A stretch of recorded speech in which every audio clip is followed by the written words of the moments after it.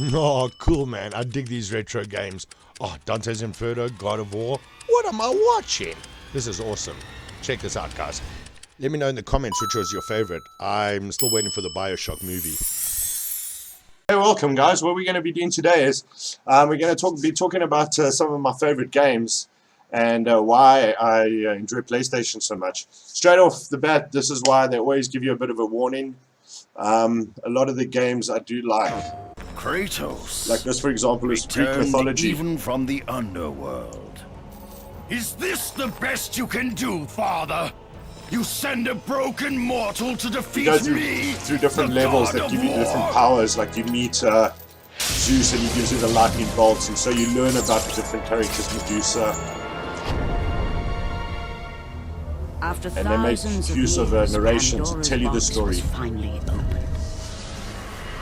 Power of the gods. A lot of popular actors do the PlayStation voices. Kevin Spacey does one of the games.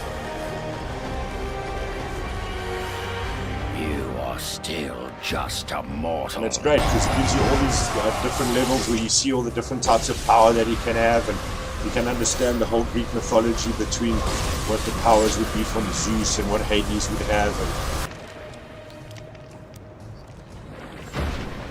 Kratos had done the impossible. A mortal defeating a god. This was when PlayStation got to the point where they could create awesome color, and movement was now not as difficult as the old games. You remember when we checked the Spider-Man game, it was very blocky in the beginning. This is when the flow of movement was better. So it made for awesome movies like this as well. I say a movie because Dante's Inferno is a story from I think a French author who wrote a trilogy. Yeah, you can see how this is still PlayStation 3, like one of the first games. So this is way back. Don't waste your tears. So because the graphics became so much better, obviously your storylines, because your movement became better, so they were able to add little movies in like this, and your colors and your movement. You can see the hair still wasn't great. The hair still moving as a whole, but because the artwork was so much better, the stories became more personal. And moments like these actually made you feel the pain of the character and drew you into the movie even more and more.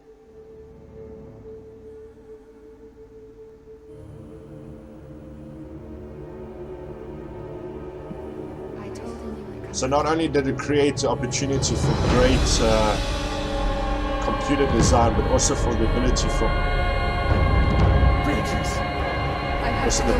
artists to be able to create. I mean, look at this, while still keeping in touch with supernatural belief, as well as you know, your stories from the Bible and different cultures, the seeds of the pomegranate.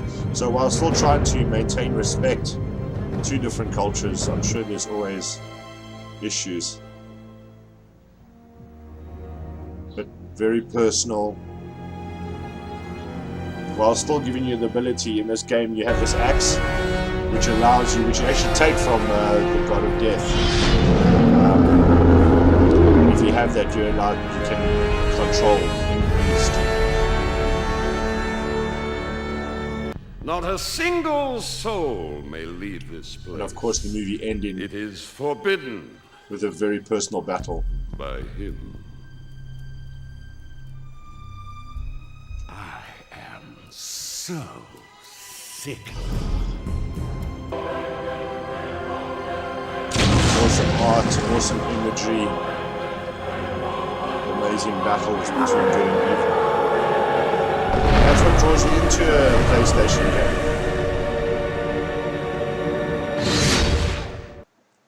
This one is called BioShock.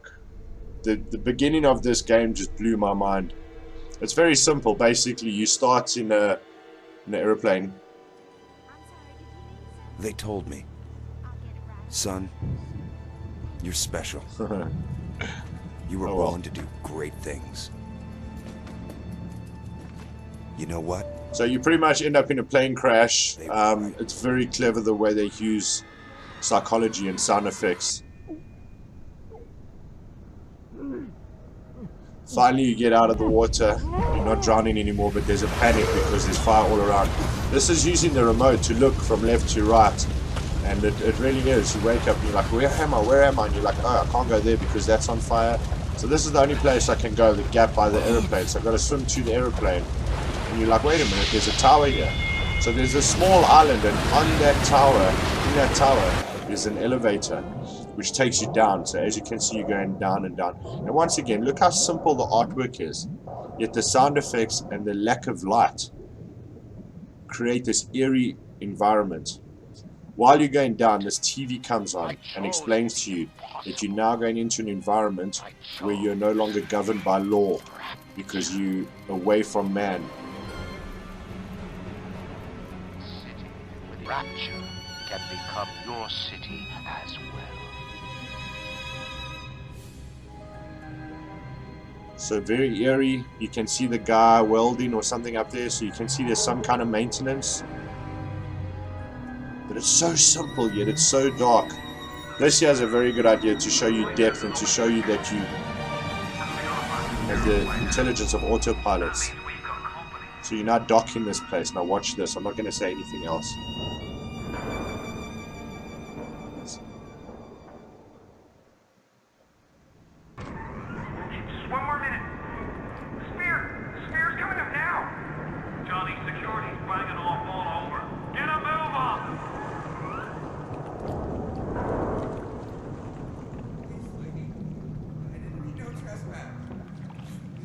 Don't hurt me. Just let me go. My God.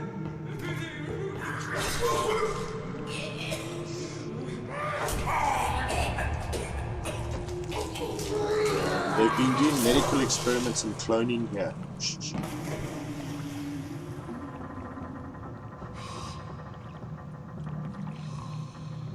Is it someone new?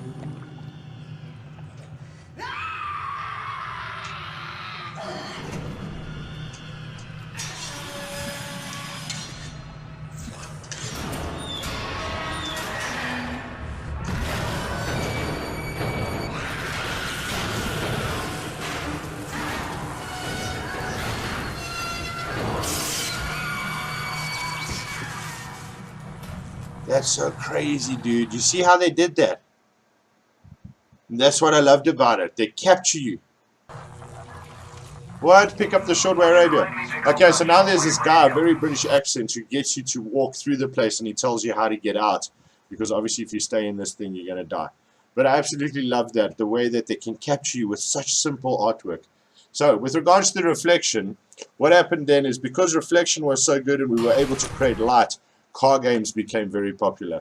This was one of my favorite games ever. It's called Split Second. It was very similar to the game, not the game, the movie Death Race, where you have the ability to blow things up. But you see, you have to have the, you see on the bottom here, where am I?